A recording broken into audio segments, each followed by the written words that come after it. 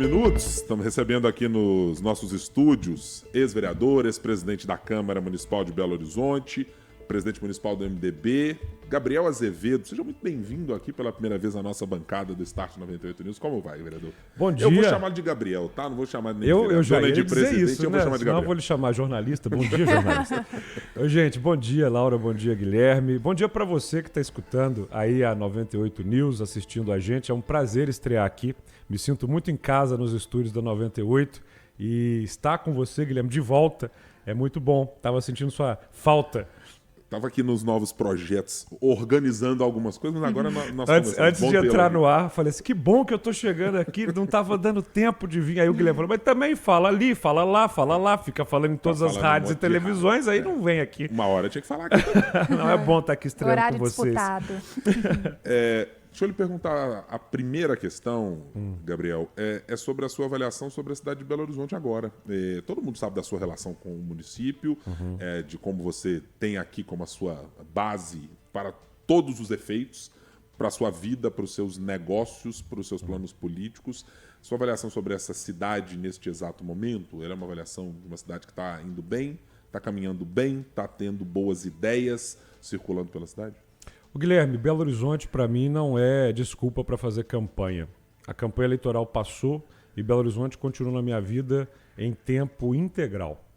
E antes de entrar aqui no estúdio, conversava com os amigos da 98 sobre a importância de estar permanentemente nos jornais, nas rádios, na televisão, nas minhas mídias sociais, propondo ideias, propondo soluções, para além dessa aridez política que fica aí numa briga sem sentido, enquanto os problemas vão se acumulando. O nosso problema principal continua sendo trânsito. E como eu sei, você vai me perguntar sobre prefeitura, Câmara Municipal, eu já me adianto.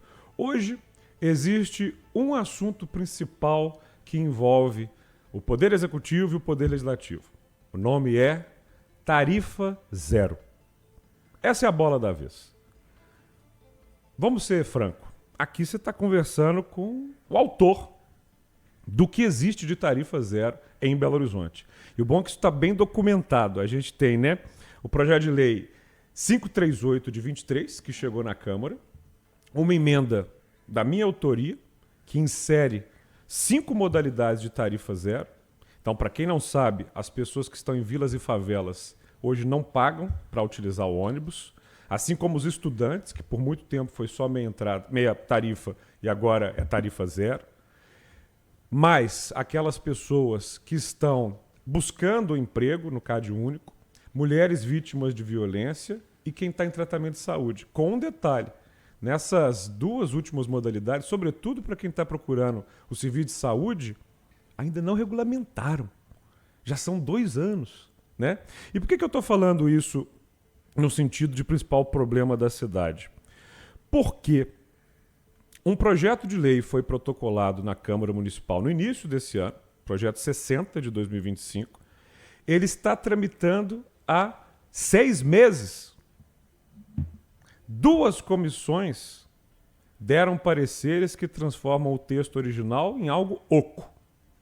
Só autorizativo, perde a essência, com emendas sugeridas. Uma outra comissão perdeu completamente o prazo. A 4ª comissão pediu agora informações para a prefeitura não respondeu. O projeto é assinado por mais da metade dos vereadores, mas ele foi assinado no momento em que a relação de prefeitura e Câmara completamente turbulenta.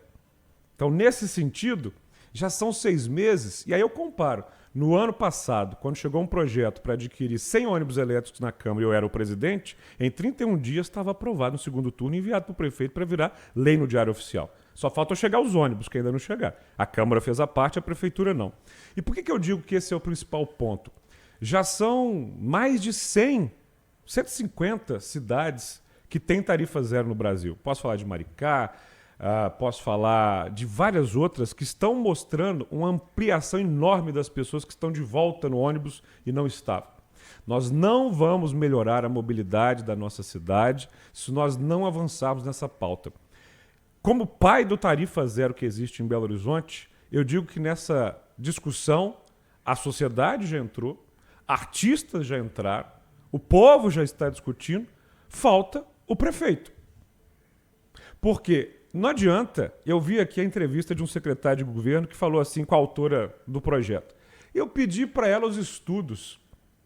Ela devia ter pedido para ele o cargo. Quem faz estudo é o Poder Executivo. Não sei se sabe, mas tem ali um superintendente de mobilidade, tem ali um conjunto de secretários orçamentários. A prefeitura pode fazer os estudos. O como implementar, Guilherme, é claro, é uma questão. De onde vai vir a arrecadação, como é que faz isso tudo acontecer. Mas vamos então por grupos prioritários. Se eu fosse o prefeito de Belo Horizonte, o primeiro projeto teria chegado na Câmara Municipal é o do Tarifa Zero. Como você participou de CPI relacionada a este tema de ônibus e de concessão por tabela necessariamente, eu queria lhe perguntar sobre o ponto de financiamento, porque esse é uma das pernas dessa conversa que é muito relevante. Claro. O modelo atual apresentado é R$ 185 por pessoa, com algumas nuances quando a empresa tiver menos de 9 funcionários, menos de 10 funcionários, mas que no grosso seria isso em substituição o pagamento do recolhimento do Vale Transporte que as empresas fazem hoje. Sim. Eu queria, do ponto de vista da conta, detidamente, como você já esteve sobre os números. Esta conta sozinha é relevante para o funcionamento de uma tarifa zero ou ela precisa ainda necessariamente de um subsídio? Eu, como você bem lembrou, presidi uma comissão especial de repensar a BH Trans. Aliás, tem outra paternidade minha nessa história, que é o projeto de lei que fecha a BH Trans. Para quem não sabe, né, ela está em processo de fechamento, no sentido em que ela não contrata mais pessoas e à medida em que quem está ali vai aposentando, ela vai sendo substituída gradativamente pela Superintendência de Mobilidade. Além disso, presidi a CPI da Caixa Preta da BH Trans. Quem fala que a Caixa Preta ainda não foi aberta não leu um relatório robusto de 60 páginas mostrando todos os problemas. E dessas duas iniciativas, a gente passou para transformações importantes no sistema. Uma das principais transformações, e eu citei esse projeto há pouco, é a ideia de mudar a forma de remuneração do concessionário. Antes o pagamento era por passageiro, agora é por quilometragem. Quando isso acontece, você pode estimar melhor o valor. E nós ingressamos com um processo de subsidiar o preço, o custeio do serviço, em 1/3. Né? 1/3 da modalidade hoje é custeado e por isso a tarifa baixa e o poder público entra. Então, já existe não a tarifa zero, mas a tarifa quase no sentido de que 2/3 dela são pagas pela passagem e 1/3 pelo Fundo Geral de Subsídio. Então, 1/3 já está equalizado. Como é que a gente começa a progredir para pagar mais conta? Quando eu fui escolher as modalidades, vilas e favelas, mulheres vítimas, estudantes, pessoas em tratamento de saúde e quem está procurando emprego, a pergunta é, Guilherme, quanto custa esse grupo? O ouvinte, quem está nos assistindo, nossa, isso deve ser muito caro, né? 7 a 8 milhões ano. Vem comigo conversar com a mãe de família da Serra. E eu fiz isso muitas vezes. Ela vira para mim e fala, agora eu compro biscoito para o meu filho. Agora eu consigo comer. 7 milhões, 8 milhões ano no orçamento de 20 bilhões para essas pessoas utilizarem o transporte coletivo é nada. É um dinheiro bem usado. Aí nós vamos para a sua resposta. Primeiro ponto que eu já estou fazendo. Me articulando com o presidente da Assembleia, Tadeuzinho, no sentido de que é mais fácil implementar uma modalidade assim se a gente integrar o serviço metropolitano. Então, o primeiro passo porque se nós criamos uma condição só em Belo Horizonte, nós temos um passo que pode ser meio infalso. Nós precisamos ter esse passo na região metropolitana, porque não tem barreira entre os municípios. Uma tarifa só permite um sistema de vasos comunicantes. Quando você tem essa integração, você pode falar de um subsídio estadual. Como é que Maricá faz? Pelos royalties do petróleo. Maricá consegue pagar um belíssimo transporte para a cidade porque ele traz do petróleo e injeta no sistema. O que Minas tem? Minério. O minério, a partir do momento em que você direciona um fundo específico disso para o transporte público, você está injetando no sentido em que diminui poluição, diminui trânsito, diminui problema. Então, vamos trazer o governo estadual para essa conversa. Você vê essa possibilidade depois de apurar da CEFEM saindo dali ou uma vinculação específica com a vinculação específica e outra coisa que nós temos que fazer articular com a votação do Sistema Único de Mobilidade que está tramitando em Brasília. Tem que vir, Guilherme, segundo ponto, dinheiro do governo federal para subsidiar modais de transporte metropolitano. As metrópoles que existem no Brasil, todas sofrem com problema de trânsito e falta articulação das prefeituras municipais da região metropolitana para trazer esse dinheiro de Brasília. E o terceiro ponto que nós temos que fazer de maneira clara é, se não dá para de imediato implementar a tarifa zero para toda a cidade, quais são os próximos grupos que eu vou colocar? Hoje começou agosto. Você que está aí no trânsito, está me escutando, viu uma diferença das ruas hoje para a semana passada. Por quê? Porque hoje vários pais e mães tiveram que voltar com seus filhos para a escola. Por que é que não existe um subsídio para o transporte público de crianças, de adolescentes que vão para suas escolas?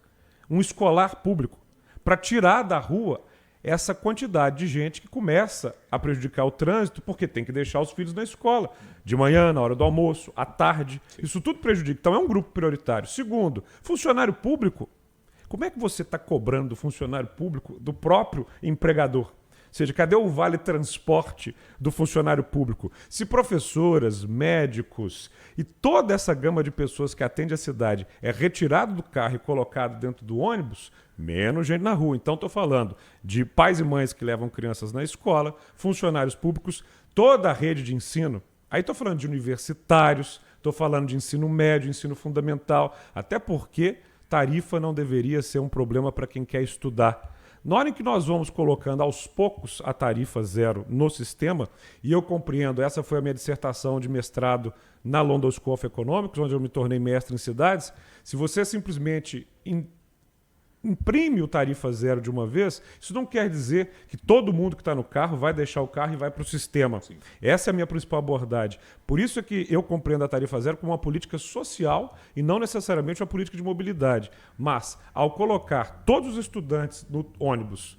quem está levando criança para a escola, funcionário público, o impacto no trânsito já vai ser sentido. Então, te respondendo, e claro, nós podemos falar o programa inteiro disso, nesse momento em que a sociedade, agentes e muita gente interessada fala de tarifa zero, o prefeito está calado sobre esse assunto, o presidente da Câmara Municipal está calado sobre esse assunto e, em relação à tarifa zero, não cabe para a cidade figurante. Aliás, uma cidade que tem figurante chefiando poder não avança. Eu entendo, sabe, Guilherme, e você foi testemunha disso, que enquanto presidente da Câmara, com o meu estilo e com o meu jeito mais enfático, houve embate, houve briga, houve tensionamento. Mas é só assim que a gente avança. Quando está todo mundo muito bem entre os poderes, quando está tudo muito pacificado, quem está se ferrando é o povo. Por quê? Se você analisa, por exemplo, a Câmara Municipal nesse momento, nós saímos da Câmara no ano passado, eu, vários vereadores, e havia 47 projetos de lei tramitando. Já são mais de 300, num ritmo de votação de 5, 3. Olha, até agora foram votados cerca de 50 projetos na Câmara Municipal. Isso eu votei em 2 dias. Isso eu votei em 2 dias. E se você vai ver o que é relevante nisso, eu destaco 2. Um projeto incrível da vereadora Marcela Trópia, de startups e de empreendedorismo, e um segundo de liberdade econômica. Os 2 já vinham tramitando da minha época. Sim. Fora isso, a discussão relevante está no tarifa zero. Há um esvaziamento da discussão da cidade. E não porque faltam problemas. Sim. Deixa eu agora mudar um pouco a conversa, porque nós temos uma outra pauta para abordar aqui. Afinal de contas, eu estou conversando também com o presidente municipal do MDB. Uhum. Recentemente, nós tivemos a informação, dita inclusive por você nas redes sociais, sobre a possibilidade de 2026 teremos uma chapa Cleitinho Azevedo pelo Republicanos e Gabriel Azevedo pelo MDB. Isso está consolidado como uma ideia, como algo que será feito e como uma aliança que vai se formalizar entre Republicanos e MDB? Guilherme, foi um convite e o convite está na mesa. A resposta ainda não aconteceu. Eu explico. Há uma diferença da maneira com que eu faço política atualmente com a que talvez veio me trazendo até aqui. E eu gosto muito de me criticar, como você bem sabe, faço isso com naturalidade e ao vivo. política não se faz sozinho. Política se faz de maneira coletiva, em grupo. E para avançar politicamente, eu preciso cada vez mais reunir pessoas ao meu lado. Não adianta você ter as ideias, não adianta você estudar os problemas se você não reúne um time para colocar isso em funcionamento. Primeira eleição de vereador foi uma eleição muito positiva, mas ainda de um jeito mais individual, né? Ali abrigado pelo PHS. Da mesma maneira, a segunda eleição para vereador pelo Patriota. Já como candidato a prefeito, não foi uma brincadeira, né? Eu tive o prazer de ter ao meu lado o Paulo Brant, que foi vice-governador de Minas, um amigo querido que vai ser candidato a deputado no ano que vem. Estadual. Sabe? Ele é um cara que vai se dedicar muito a uma questão de cuidar de Minas Gerais, de cuidar dos nossos assuntos, e está comigo no MDB. E faz parte do meu grupo político, como outras pessoas fazem. Quando chegou o convite do Cleitinho, eu falei, olha, é uma resposta que eu não posso lhe dar de maneira individual. Então, liguei para o presidente do partido, o Baleia Rossi, conversei com o presidente estadual, o Niltinho, os outros deputados federais, estaduais, com o Tadeuzinho, com o João, porque somos um time. E isso foi interessante no sentido em que muita gente veio conversar comigo e mostra muito como é que estamos no Brasil. Então, tinha gente, Guilherme, que veio assim, poxa, que sensacional!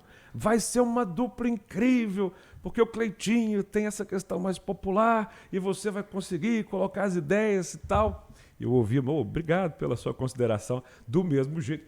De jeito nenhum, você não pode se juntar com ele, porque vocês são muito diferentes.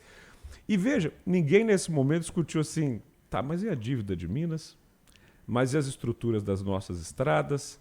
E como é que anda a segurança pública, cujos indicadores têm que melhorar bastante? E você sabe que eu sempre vou discutir politicamente a partir das ideias.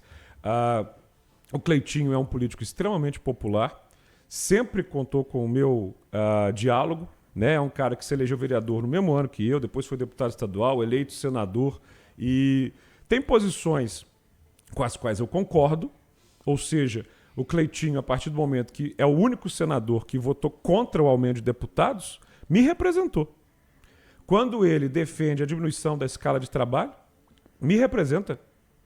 Quando ele fala de temas éticos, ou seja, é uma pessoa que não curte desperdiçar dinheiro público, não, ao que me conste, está envolvido em nenhum escândalo de corrupção, e temos coisas que nós discordamos. Há esse convite, como eu já pontuei, Guilherme, muitos outros políticos conversam comigo e eu acho isso em Minas muito importante. Hoje, se eu falar aqui na 98, Cleitinho, vai ter muita gente que é fã e gosta e quer saber só dele.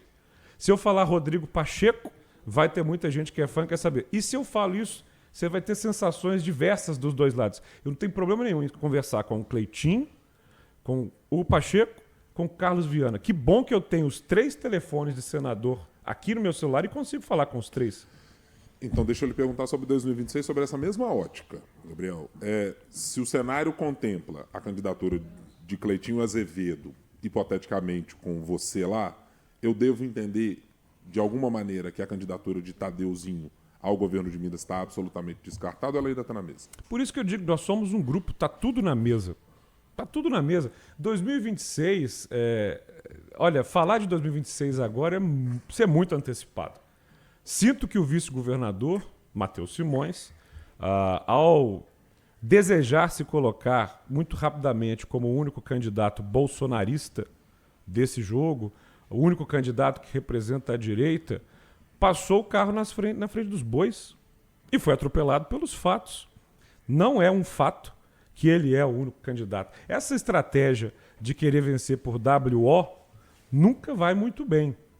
Você sabe que eu tenho um grande apreço pelo vice-governador, ele foi meu colega enquanto vereador na Câmara Municipal, é um homem muito inteligente, ético e que conta com a minha admiração. Sinto que a política mineira está precisando de mais diálogo e mais proximidade com o que nos interessa enquanto mineiros. A ideia de fazer Minas simplesmente uma peça de tabuleiro no jogo nacional é desrespeitoso com o povo mineiro.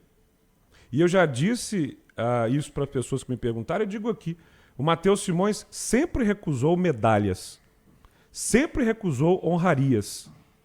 ele se negou a ir na Câmara Municipal, onde ele foi vereador, para receber o grande colar do mérito legislativo como homenageado. Mas recebeu de pronto uma medalha de imbrochável, imorrível e incomível. Isso não condiz com a história do amigo que eu sempre conheci. Aquilo dali de se verter ao bolsonarismo simplesmente para ter votos, me pareceu contraditório com a história do Matheus Simões. Ele é, sobretudo, mineiro de Minas Gerais e não simplesmente alguém que precisa se ajoelhar ao bolsonarismo para vencer uma eleição. Ele é um homem preparado. Desculpe lhe interromper, Gabriel. Qual é a distância da posição deste momento que você está fazendo uma crítica do vice-governador e a posição do senador Cleitinho, que ontem estava num palanque dizendo: sou a favor do impeachment do ministro Alexandre de Moraes, etc. Eles não estão no mesmo espectro político? E é por isso que eu disse que eu e ele temos diferenças. E eu sempre aponto as diferenças.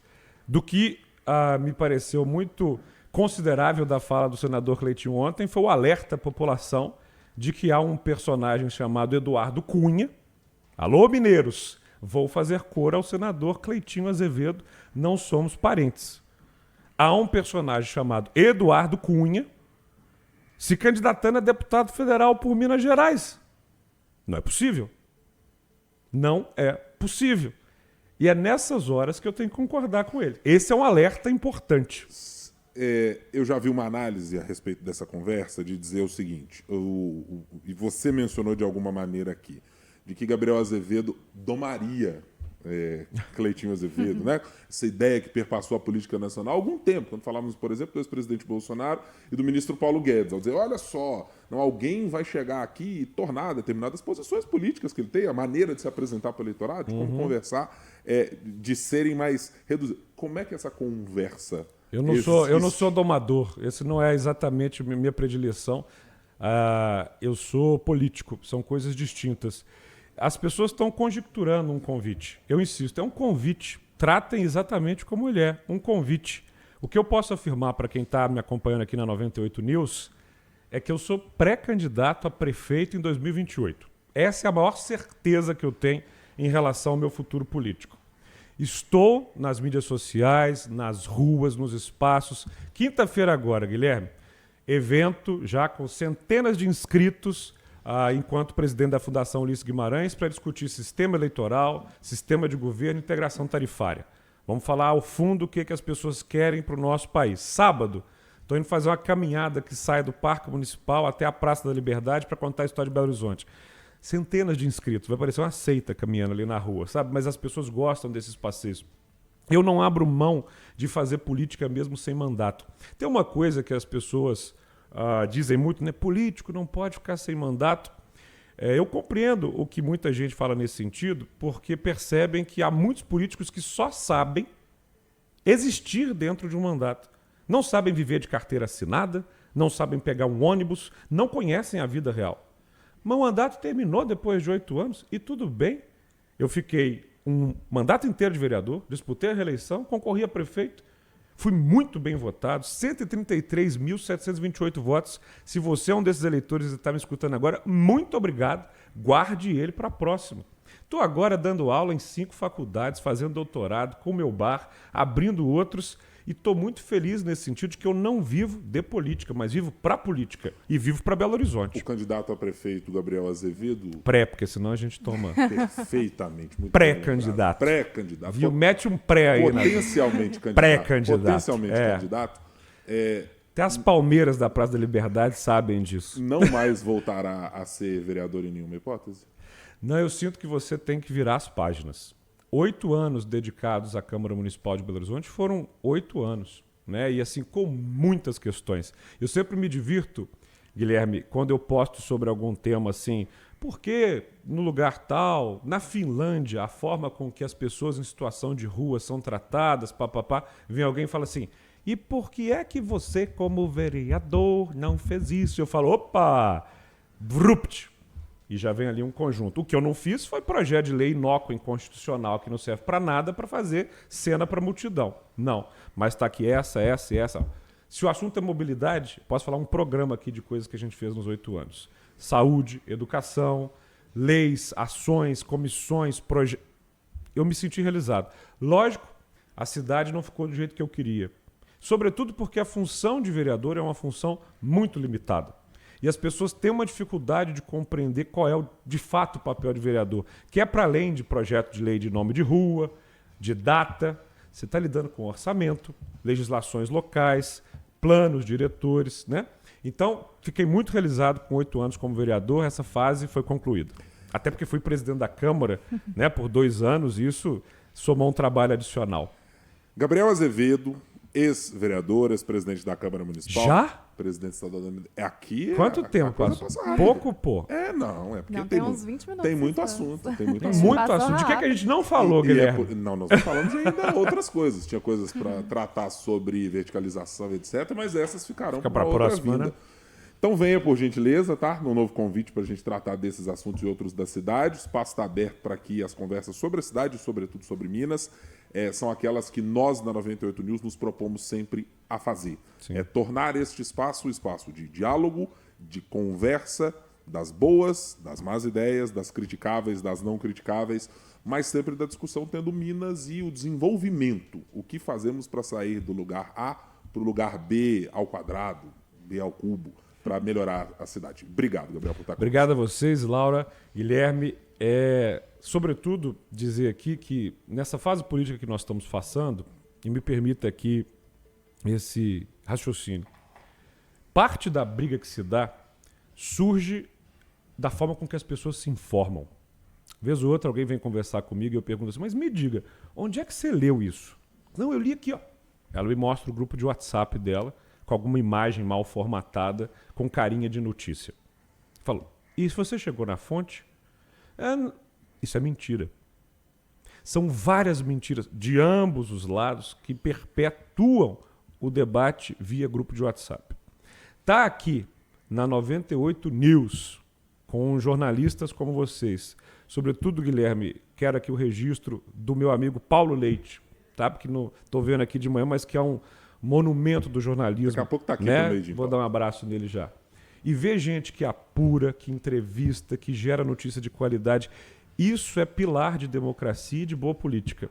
Discutir a partir da fonte, do entrevistado, do dado, e não dos grupos de WhatsApp. Não da falta de informação, não das mentiras. Então está aqui, numa rede de notícia que está nascendo esse ano, para o nosso privilégio nessa cidade, em Minas e no Brasil, é motivo de muito orgulho para mim. Eu desejo muito sucesso para vocês, contem muito comigo sempre, e para a audiência que está acompanhando, me sigam, tá? @Gabriel Azevedo no Instagram, no TikTok, onde mais vocês quiserem. Vamos continuar o debate por lá, porque dialogar no momento em que todo mundo briga à toa e brigar com os